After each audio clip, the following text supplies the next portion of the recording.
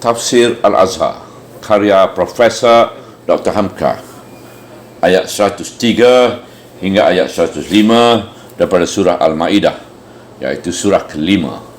Bismillahirrahmanirrahim.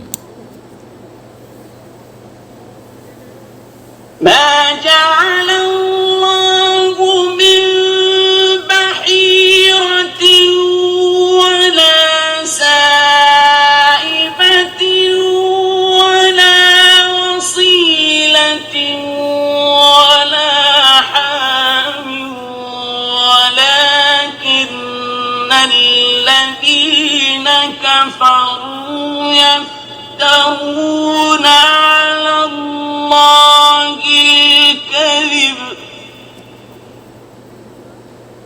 ولكن الذين كفروا يفترون على الله الكذب وأكثرهم لا يعقلون. Ayat 103. Tidaklah Allah menjadikan bahirah dan tidak saibah dan tidak wasilah dan tidak ham.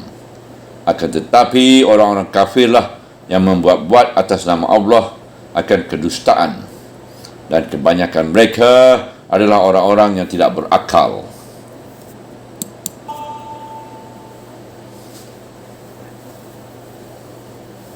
وَإِذَا قِيلَ لَهُمْ تَعَالَوْا إِلَى مَا أَنزَلَ اللَّهُ وَإِلَى الرَّسُولِ قَالُوا حَسْبُنَا مَا وَجَدْنَا عَلَيْهِ آبَاءَنَا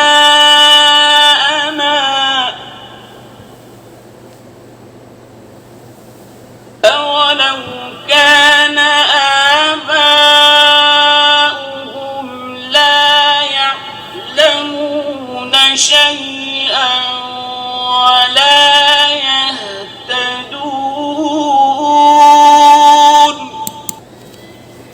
Ayat 104. Dan apabila dikatakan kepada mereka, marilah kepada apa yang diturunkan oleh Allah dan kepada Rasul, mereka pun menjawab, cukuplah bagi kami apa-apa yang telah kami dapati atasnya bapa-bapa kami.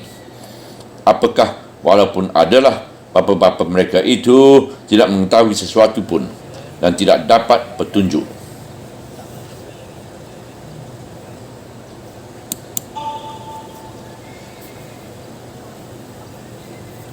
يا أيها الذين آمنوا عليكم أنفسكم لا يضركم من ضل إذا اهتديتم إلى الله مرجعكم جميعا فينبئكم بما كنتم تعملون. Ayat 105. Wahai orang-orang yang beriman, jagalah diri kamu, tidaklah akan membahayakan bagi kamu orang yang telah tersesat apabila kamu telah mendapat petunjuk. Kepada Allah lah tempat kembali kamu sekalian, maka Dia akan menjelaskan kepada kamu apa yang telah kamu kerjakan. Sudah dinyatakan dengan terang mana makanan yang halal dan baik, mana yang dilarang dan mana yang dibolehkan. Sudah dinyatakan pula dari hal pemburuan dan larangan berburu ketika mengerjakan ihram atau di tanah haram. Sudah dinyatakan pula bahawa segala buruan laut dan segala yang dihasilkan laut semuanya halal. Tetapi ada pula adat jahiliah yang ganjil sekali, iaitu membuat-buat peraturan sendiri terhadap binatang ternakan yang mereka hubung-hubungkan dengan berhala. Orang-orang musyrik jahiliah itu membuat beberapa pantangan. Ada unta dan ada kambing yang apabila datang waktunya yang mereka tentukan sendiri tidak boleh dimakan atau diganggu lagi. Di waktu itu binatang itu menurut peraturan yang mereka buat sudah menjadi kepunyaan berhala. Ada yang mereka namai Bahirah, iaitu mereka namakan untuk unta betina yang dibelah telinganya. Unta betina yang disebutkan Bahirah itu ialah apabila dia telah beranak sampai 5 kali. Ada juga riwayat beranak sampai 10 kali. Kalau dia sudah beranak sampai sedemikian banyak, mereka belah telinganya. Mereka beri nama Bahirah, lalu dilepaskan dan mereka larang iaitu mereka haramkan menyembelihnya dan memakankannya. Ada pula yang namanya Sa'ibah, iaitu unta betina yang telah mereka nazarkan diberikan sebagai persembahan buat berhala. Unta itu dilepaskan pergi ke mana dia suka. Tidak boleh ditunggangi dan tidak boleh diberi pikulan mengikut ke mana-mana, mengangkat ke mana-mana.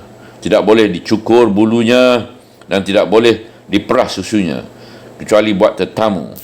Menjadi unta kesayangan sebab sudah ditentukan berhala yang punya dia. Ada pula yang bernama Wasilah. Kalau ada seekor kambing betina sudah beranak sampai 7 kali, maka kalau anak yang ketujuh itu betina, maka kambing betina itu dinamai Wasilah. Dibiarkan pula, tidak boleh disembelih. Dan kalau dia sama lahir dengan anak kambing jantan, maka anak kambing jantan itu pun tidak boleh disembelih. Ada pula yang mereka namai Harham, iaitu seekor unta jantan yang telah membuntingkan 10 kali. Unta itu pun dituahkan, dihormati, tidak boleh diganggu gugat, tidak boleh ditunggangi, tidak boleh mengangkat beban, dan dia pun dianggap sudah hak kepunyaan berhala. Semuanya itu adalah bikinan orang jahiliah belaka. Ayat ini memperingatkan, tidakkah Allah menjadikan Bahirah, tidaklah Allah yang menjadikan Bahirah dan tidak Sa'ibah dan tidak Wasilah dan tidak Ham. Pangkal ayat 103. Artinya bahawasanya nama-nama dan peraturan-peraturan itu tidak ada dari Allah sama sekali. Akan tetapi orang-orang kafirlah yang membuat atas nama Allah akan kedustaan. Maka segala perbuatan yang ada itu hanyalah mereka buat-buatkan saja di atas nama Allah sebagai upacara ketentuan agama dengan jalan dusta, sebab mereka hendak menghormati berhala yang mereka persekutukan Allah dengan dia. Dan kebanyakan mereka adalah orang-orang yang tidak berakal. Ujung ayat 103. Artinya segala peraturan itu mereka perbuat bukanlah kerana mendapat akal yang sihat, hanyalah kerana takhayul, belaka bukan wahyu, melainkan khayal yang telah menjadi adat turun-temurun, yang tidak diperiksa lagi apa akan gunanya berbuat begitu.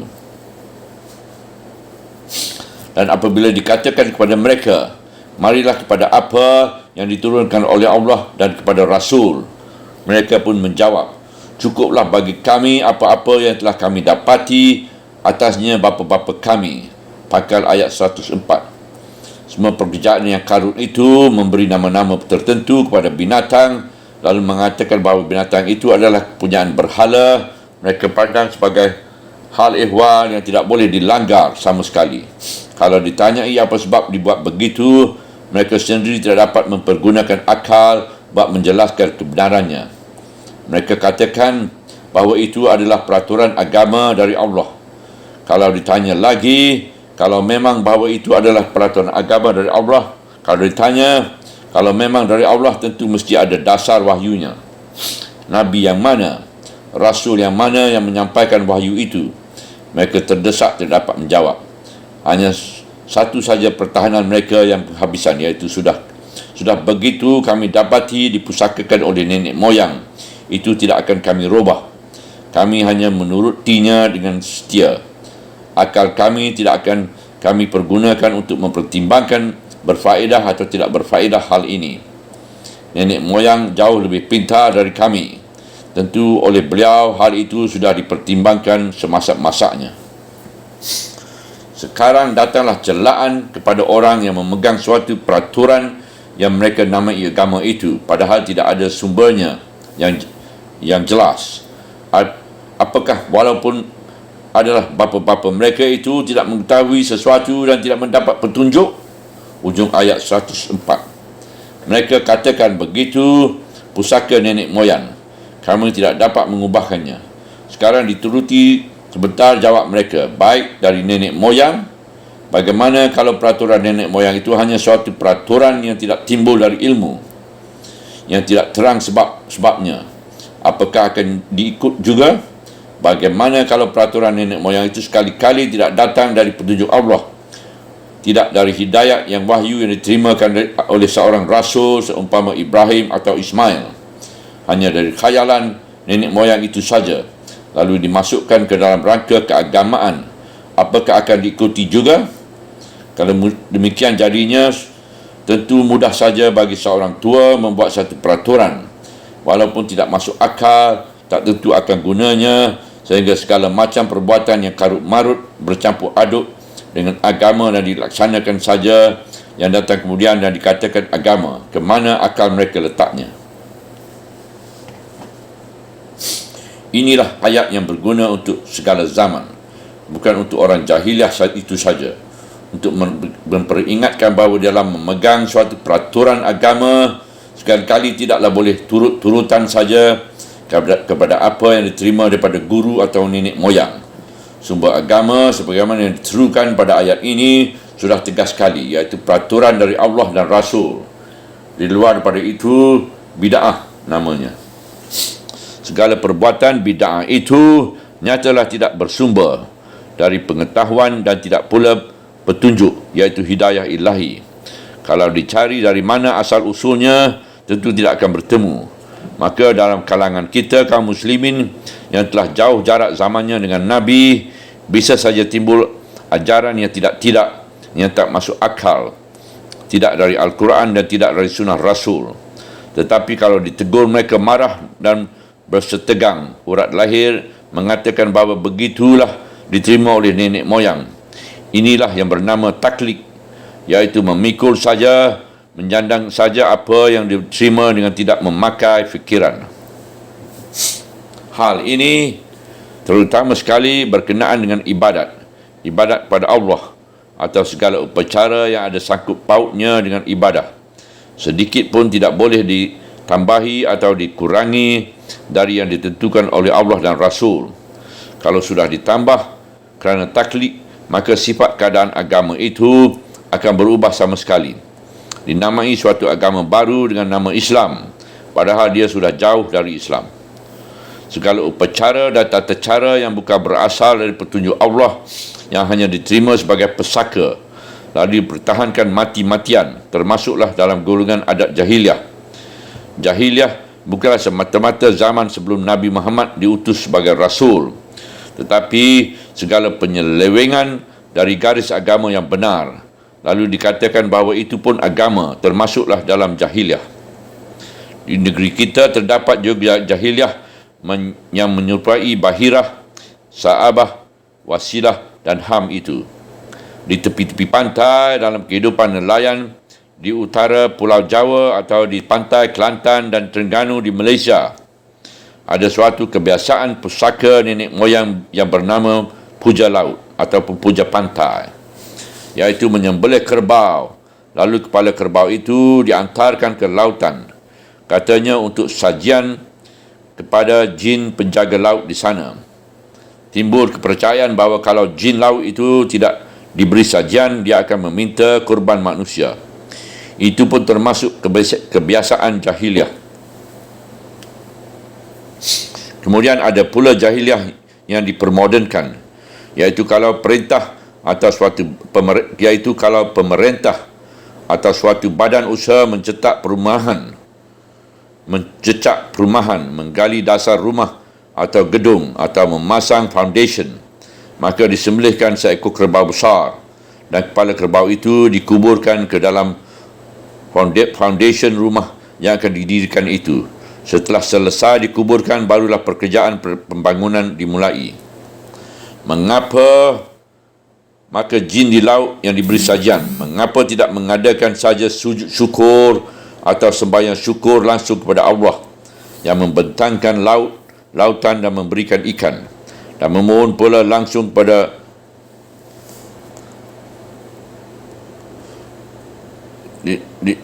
yang dimohon pula langsung pada awam supaya diberi perlindungan setiap tahun bagi nelayan, jangan agar sampai dapat bahaya di laut,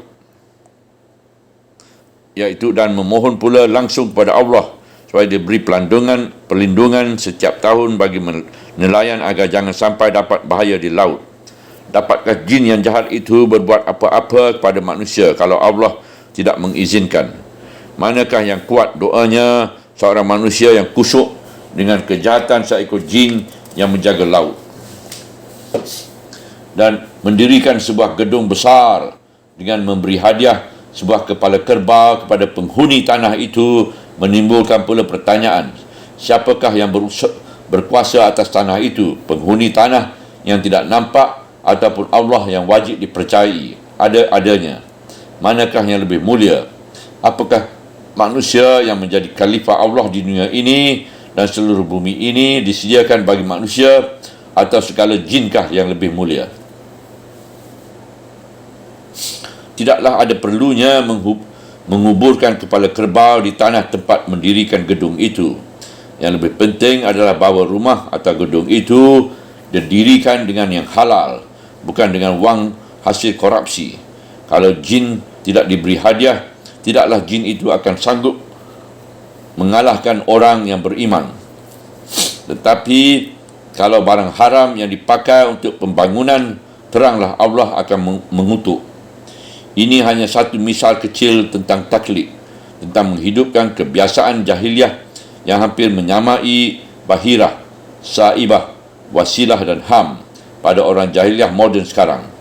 Di negeri kita ini banyak jahiliah ditimbulkan atau dibangkit-bangkitkan oleh penguasa-penguasa sendiri, dijadikan tradisi yang menyerupai ibadat, dan orang yang menegurkannya sebab tidak berasal dari agama akan dimarahi orang. Inilah akibatnya kalau orang tidak senang kalau syariah Islam yang berasal dari Allah dan Rasul dijalankan, padahal ingin hendak berupacara juga, lalu diganti dengan upacara-upacara jahiliah yang sama sekali tidak ada hubungannya dengan tauhid. Teguhkan pribadimu, wahai orang-orang yang beriman, jagalah dirimu, tidaklah akan membahayakan bagi kamu orang yang telah tersesat apabila kamu telah mendapat petunjuk. Pangkal ayat 105. Di zaman sahabat-sahabat sendiri, rupanya ayat ini sudah menjadi perbincangan juga. Perintah amar ma'ruf nahi munkar tetap berlaku dan dikerjakan terus. Dan ayat ini bertemu pula pemerintah orang-orang menjaga diri sendiri. Menurut riwayat dari Abu Ja'far Ar-Razi yang diterimakan dari Rabi'ah, dan Rabi'ah menerima dari Abul Aliyah, dan Abul Aliyah menerima daripada Abdullah bin Mas'ud. Ayat ini pernah dibicarakan orang di dalam majlis Ibnu Mas'ud. Ada dua orang rupanya bertengkar di hadapan majlis itu sehingga hampir berkelahi. Melihat kejadian itu, seorang yang duduk dalam majlis Abdullah bin Mas'ud itu berkata, lebih baik saya berdiri dan saya adakan amar ma'ruf nahi munkar kepada kedua orang yang hendak berkelahi itu. Lalu seorang lagi yang turut duduk juga di dalam majlis itu berkata, biarkan sajalah, bukankah sudah ada ayat yang mengatakan jaga sajalah dirimu?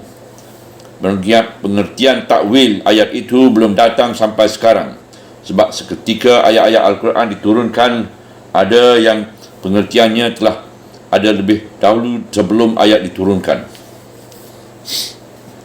dan ada pula ayat yang di zaman Rasulullah sendiri sudah diturunkan pengertiannya, dan pula ayat-ayat yang pengertiannya diturun sedikit masa sesudah Rasulullah SAW, dan ada pula ayat-ayat yang memperkatakan soal hisab, iaitu perhitungan soal syurga dan neraka.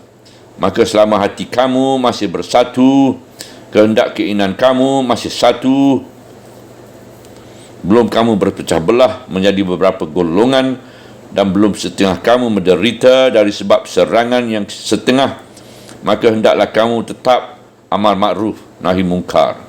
Tetapi apabila kamu telah berpecah belah bergolong-golongan, yang setengah telah menyerang yang setengah, maka pada waktu itu menjaga diri sendirilah yang mesti kamu pentingkan. Pada waktu itulah datangnya takwil ayat ini. Demikian keterangan Ibnu Mas'ud. Dirawikan riwayat ini oleh Ibnu Jar.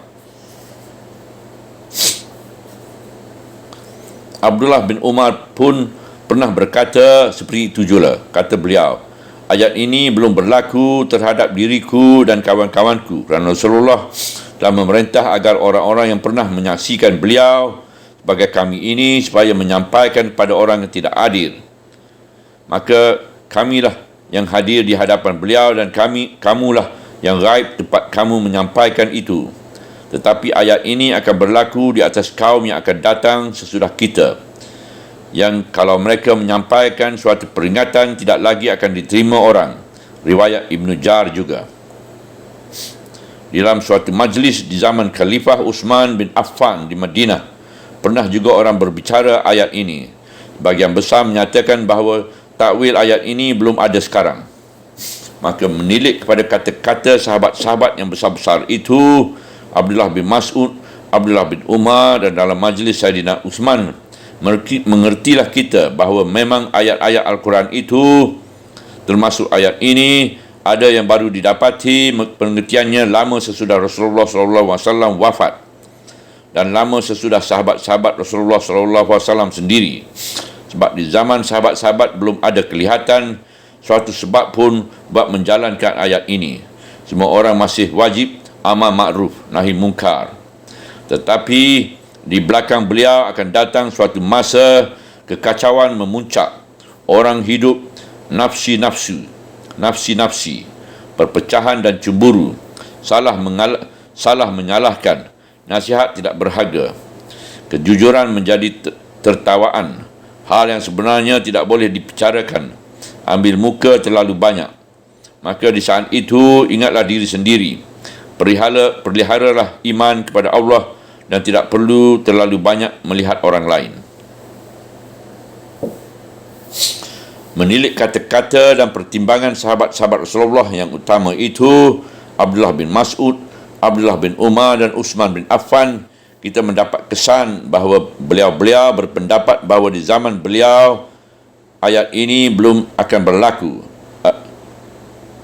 Artinya amal makruf nahi mungkar terus mesti dijalankan.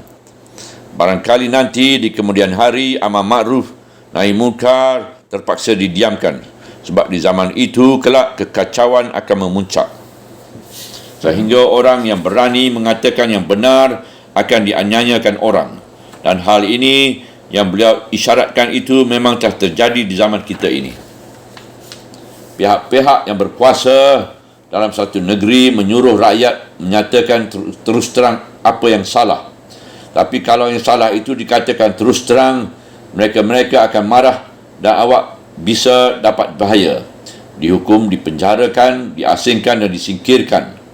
Maka menurut faham Ibnu Mas'ud, kalau keadaan sudah sampai macam itu, maka jaga sajalah dirimu menurut ayat ini, asal engkau sudah langsung mengambil petunjuk dari Allah. Betapapun sesatnya orang lain, namun orang-orang yang sesat itu tidak akan memberi bahaya bagi kamu. Adapun sekarang ini, yaitu di zaman Ibnu Mas'ud dan di zaman gemilang sahabat Rasulullah, amal makruf dan nahi mungkar mesti terus. Tetapi faham Ibnu Mas'ud dan faham Ibnu Umar dan satu pembicaraan dalam majlis Khalifah Uthman bin Affan itu dengan sendirinya telah terbantah oleh hadis Rasulullah sendiri dan satu isi khutbah Sayyidina Abu Bakar As-Siddiq. Tirmizi telah merawikan dari Abu Umayyah As-Sabani. Dia ini berkata, saya pernah datang bertanya kepada Abi Talabah Al-Kusaini, bagaimana sikapmu terhadap ayat ini? Aku jawab, iaitu ayat, wahai orang-orang yang beriman, jagalah dirimu tidaklah akan mendapat mudarat kepada kamu orang yang telah tersesat asal engkau telah mencari petunjuk. Dia menjawab, sungguh demi Allah, hal ini telah pernah saya tanyakan kepada orang yang lebih mengerti akan maksudnya, iaitu Rasulullah SAW sendiri, dan beliau telah menjawabnya. Pangkal ayat ini adalah peringatan yang sangat mendalam kesannya bagi tiap-tiap orang yang beriman. Sebab ini maka dimulai seruan kepada orang yang beriman. Hendaklah terlebih dahulu tiap-tiap mukmin itu menjaga dirinya sendiri, memupuk imannya, memperdalamkan pengetahuannya tentang agamanya, belajar dan berguru, dan bertanya kepada yang pandai supaya mengetahui mana-mana perintah Allah dan Rasul, dan mana yang dilarang, mana yang sunnah dan mana yang bid'ah. Ayat ini memerintah tiap mukmin mempertinggikan mutu pribadinya, memperdalamkan iman dan memperbanyakkan amalnya. Orang yang mukmin hidup dalam jamaah. Tiap waktu sembahyang yang lima selalu mereka diperintah mencampungkan diri ke dalam masyarakatnya. Sekurang-kurangnya masyarakat sekampungnya dalam surau dan langgar, musala kecil dan masjid besar. Meskipun dia melihat orang yang sesat, namun dia tidak akan turut hanyut dalam kesesatan itu kalau dia berwaspada memelihara imannya sendiri. Dia tidak akan terpesona oleh banyaknya yang buruk dan sedikitnya yang baik. Yang buruk tetap buruk walaupun lebih banyak sebagai yang disebutkan dalam ayat 100 tadi. Orang yang diperintahkan selalu mengadakan amal makruf nahi mungkar, menyuruh berbuat baik, mencegah berbuat jahat, mencegah berbuat mungkar. Tetapi kalau seseorang hanya pandai menyuruh dan melarang, padahal dirinya sendiri tidak dijaganya, tidaklah akan ada harga ucapan yang diucapkan itu. Maka tiap-tiap mukmin di samping menyuruh dan mencegah orang lain, hendaklah terdahulu sanggup menyuruh dan mencegahkan diri sendiri. Tapi apa yang dikatakan oleh setengah tepat apa yang telah dikatakan oleh setengah pejangga, orang yang tidak sanggup mengatur dirinya sendiri, tidaklah dia akan sanggup mengatur orang lain. Maka kalau tiap mukmin itu telah sedar akan dirinya, walaupun di kiri kanan dia melihat kesesatan belaka, tidaklah dia akan turut tenggelam dalam kesesatan itu. Maka menjaga diri sendiri itu berakibat dua. Pertama, kebesaran jiwa sehingga sanggup menegur kesalahan orang yang salah. Kedua, kalaupun nasihatnya tidak diacuhkan orang-orang, namun dia sendiri akan tetap selamat dalam imannya. Apabila mukmin telah menjaga dirinya sendiri, mempertinggikan mutu imannya, tidak silau melihat orang yang tersesat, terjadilah perlombaan yang sihat dalam memajukan pribadi sendiri-sendiri. Orang tidak lagi hanya mengalah menyatakan kesalahan dan keburukan orang lain, sebab masing-masing orang memiliki kekurangan yang ada pada dirinya sendiri. Kerap kali keburukan masyarakat menjadi memuncak sebab masing-masing orang hanya ingat kesalahan orang lain, kesalahan golongan lain, lalu mengeluh. Tetapi masing-masing orang lupa menilik di mana sebenarnya letak kesalahan itu, iaitu pada masing-masing diri sendiri.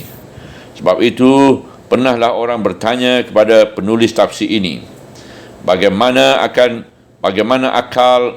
memerangi krisis akhlak dalam masyarakat sekarang ini?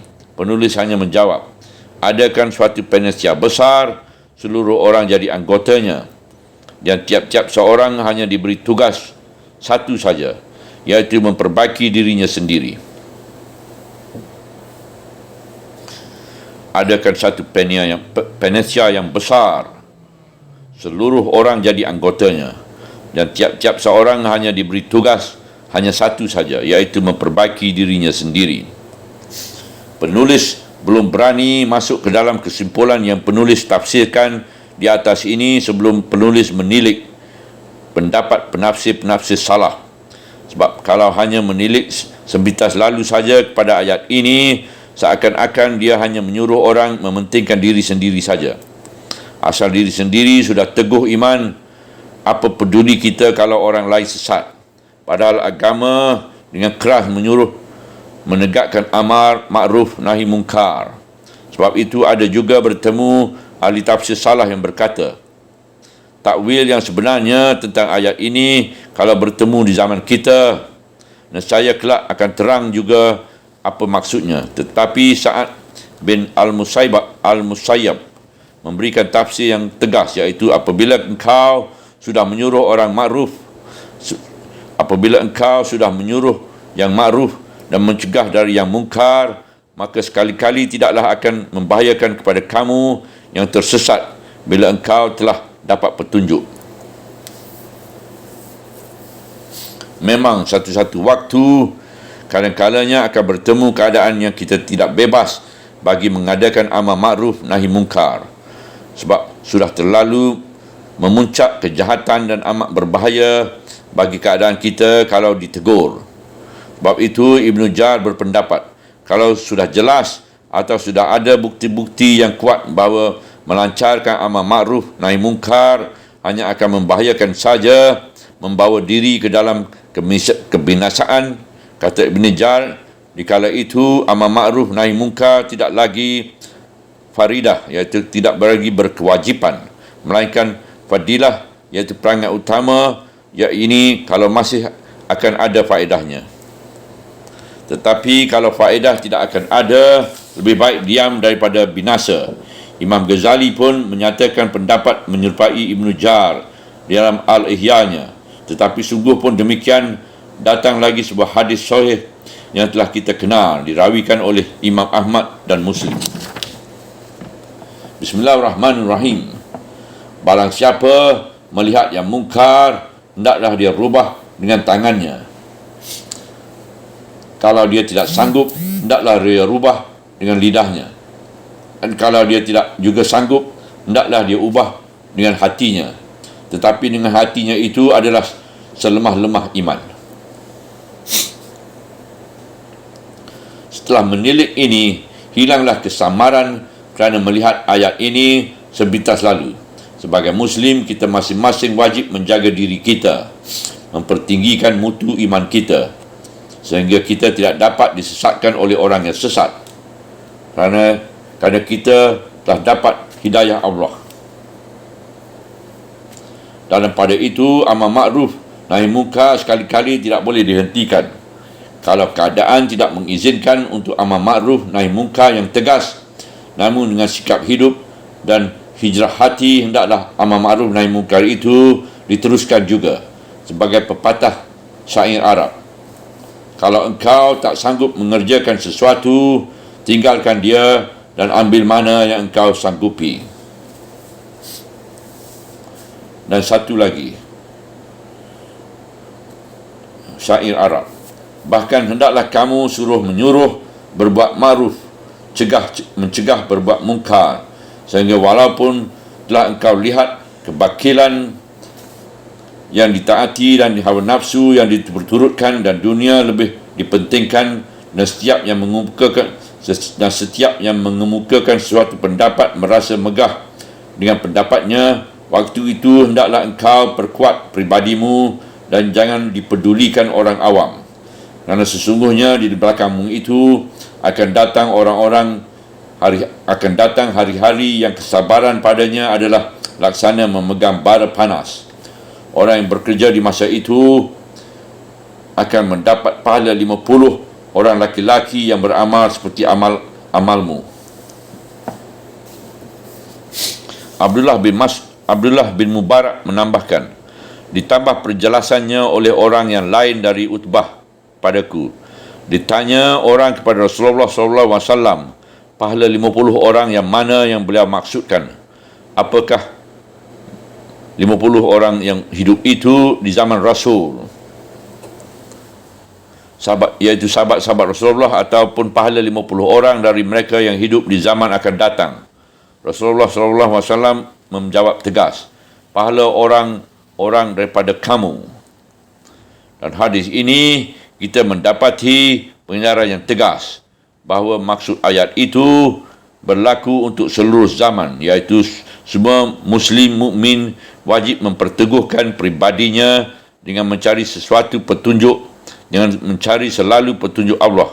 Kerana kalau petunjuk Allah telah memenuhi jiwa kita, kita tidak akan ditimpa rasa takut berhadapan dengan sesiapa pun yang sesat daripada jalan Allah. Dan setelah pribadi diperkuat, hendaklah segera melakukan amar ma'ruf nahi mungkar. Bertambah kacau dunia ini, hendaklah bertambah seorang mukmin mendekati petunjuk Allah, dan setelah dia kuat oleh kerana petunjuk itu, dia wajib meneruskan tugasnya melakukan amar ma'ruf nahi mungkar. Datang pula riwayat daripada Imam Ahmad bin Hanbal daripada Sayyidina Abu Bakar As-Siddiq bahawa pada suatu hari beliau berdiri berkhutbah, lalu beliau mengucapkan puji-pujian dan sanjungan kepada Allah. Kemudian itu beliau berkata, Bismillahirrahmanirrahim. Wahai sekalian manusia, kamu membaca ayat Allah. Wahai orang-orang yang beriman, jagalah dirimu. Tidaklah akan memberi mudarat kepada kamu orang-orang yang telah sesat apabila kamu tetap mencari petunjuk sampai kepada ayat akhir. Dan sesungguhnya kamu telah meletakkan ayat ini bukan pada tempatnya. Aku telah mendengar sendiri dari Rasulullah SAW. Beliau bersabda, sesungguhnya manusia jika melihat perbuatan yang mungkar tidak dirubahnya, pastilah mereka akan dilingkupi oleh Allah Ta'ala dengan siksaannya. Dengan kedua keterangan ini dari Rasul dan dari Abu Bakar As-Siddiq, tidak ada yang patut kita lakukan lagi. Orang-orang yang telah menerima tanggungjawab daripada Rasulullah SAW agar menegakkan kebenaran di dunia ini, wajiblah terlebih dahulu memperkuatkan pribadinya dengan petunjuk Allah, dengan ibadat, dengan zikir, dengan menjauhi perbuatan yang haram. Sehingga tidak ada tempat takut lagi selain Allah, dan mulai amal ma'ruf dan nahi mungkar. Tawakal kepada Allah walaupun apa yang akan terjadi. Maka datanglah kepastian di ujung ayat. Kepada Allah lah tempat kembali kamu sekalian. Peringatan Allah di ayat ini menambah kuat pribadi lagi. Kuatlah diri dengan petunjuk Allah. Tegakkanlah jamaah Islamiah. Berani mengadakan amal ma'ruf nahi mungkar. Dan ingat bahawa kita akan kembali kepada Allah. Tempat kita mempertanggungjawabkan segala usaha. Maka dia akan menjelaskan pada kamu apa yang telah kamu kerjakan. Ujung ayat 105. Oleh sebab semua amal dan usaha akan dipertanggungjawabkan di hadapan Allah, dan Allah mengetahui nilai dari usaha kita itu, apa beramal kerana Allah atau kerana yang lain. Maka tidak ada jalan lain yang harus ditempuh melainkan ikhlas beramal kepada Allah. Subhanallah walhamdulillah wala ilaha illallah wallahu akbar wala haula wala quwata illa billahil aliyyil azim wala haula wala quwata illa billahil aliyyil azim wala haula wala quwata illa billahil aliyyil azim.